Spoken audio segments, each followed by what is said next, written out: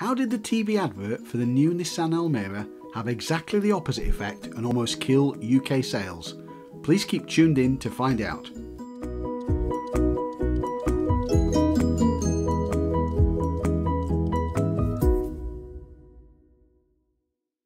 Octave Botner built the Datsun and then Nissan brands in Britain from scratch to an almost 6% market share franchise, but lost the importer rights in 1992 amid allegations of a massive tax fraud. After discovering a small quantity of Datsuns in a Dutch warehouse, he imported them into the UK in June 1968, fitted radios and began selling them through the remnants of the former NSU dealership network, the first 6 being registered on F-plates as press demonstrators. Mr. Botner is believed to have made more money from the British motor industry than any other individual, and according to the Sunday Times 1989 Rich List, he was the 9th wealthiest man in the UK. However, after an inland revenue raid on Nissan UK in 1991, a High Court action for £250 million in unpaid taxes, a case subsequently dropped, Nissan then took over the import rights and his 70-strong AFG dealer group was sold to the secretive Barclay twins, David and Frederick. Under new ownership, Nissan GB launched the well-received upper-medium Primera into the heart of the fleet market, replacing the worthy but dull Bluebird model.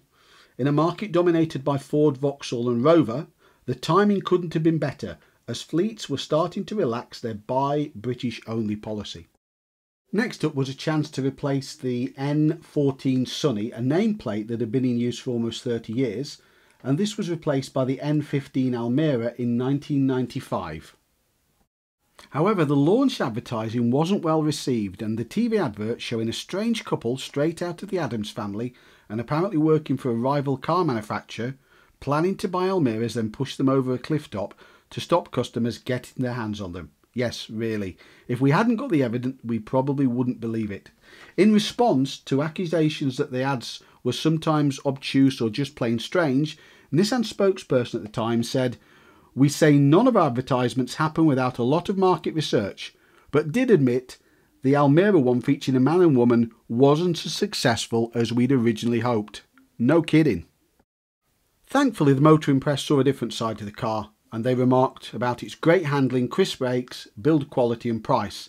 However, a potentially great car was spoilt by dull styling inside and out. Others in the motoring journalist fraternity also agreed, remarking that the vehicle had keen pricing, useful performance and was far better than the Sunny. But the uninspired cabin design lacked flair and driver appeal. But it was Nissan's best answer yet to the Peugeot 306. Goes well though. This is the 1.6 16-valve SRI, good for 112 miles an hour. Very nicely tuned chassis, very quick steering. Interior's a disappointment. Bit too much injection moulded architecture in here and switches that look like they come from the same parts bin. There's a 3 and a 5-door, a 1.4, a 1.6 and a 2-litre diesel. Nearly all have driver's airbag and lots of safety and security. The Almera just doesn't have enough of those nice design flourishes to set it apart. It's neither original nor inventive enough to match the market leaders. Sadly, not all Quentin's colleagues were as impressed as he was with the Almera. In 1995, Nissan's market share was a static 4.7%, well below what Botner had been achieving. And worryingly, Nissan GB was losing money, a considerable amount of money, 23 million to be precise. Some light relief was needed, and that came in the form of this 140 brake horsepower GTI version of the Almera. Its 2-litre 16-valve 4-pot combined with a snappy 5-speed gearbox and a respectable curb weight of around a tonne delivered a 0 to 60 time in 8 seconds. Thankfully, lessons have been learned about that disastrous initial TV advert, and a new innovative approach that parodied the 70s cop show The Sweeney leapt onto our screens. Ready? Hey, I'll stop it. Well, what is you could get nicked for what now? Paint job's on. Oh, blimey. What the X this? Jam John, Nissan Almera. Lovely little mover. Shut it. You're so uptight, Gov. Yes, even my hair's tense. Market! Stop shouting. I can't! Oh, flipping it! Handles like a dream, Gov. Well, wake up and shut up. That's an order. That's it! Hello, Squealer. What, Gov? I said Applewhite. This is Parisian moonlight white. I think we better get back to the yard, Gov, and get some more. Fuel action Almera. Shut up! Bolstered by the launch of a 4-door 1.4 version of the Almera and a couple of special editions, the Active and the Action, things were finally looking up. Time for another 70s cop show parody. This time the professionals got the Nissan Almera treatment. See the car? Almera. GTI. Nice wheels. Let's go! Come with me!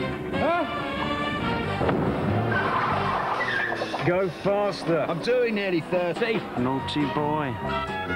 Nice ride. This car's well sprung. Just like your perm. Ho, ho. Turn left. Why? Glitter makes the car look good. In 1998, the Almera had a mild facelift inside and out, and air conditioning became standard fitment across the range. This was launched with a new and more subdued advertising campaign. Mark.